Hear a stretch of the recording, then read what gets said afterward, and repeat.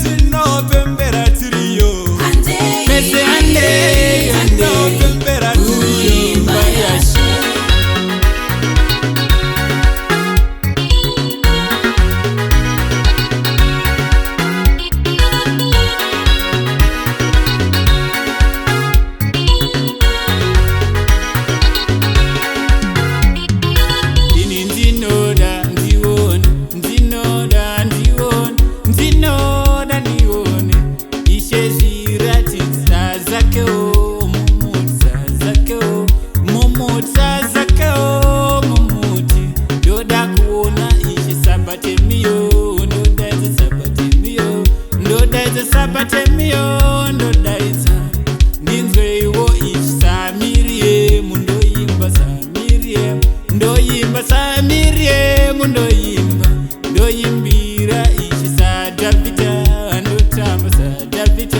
ndotamba sa Davida, ndotambira Mwari. Ini ndakafara pamakanditi handei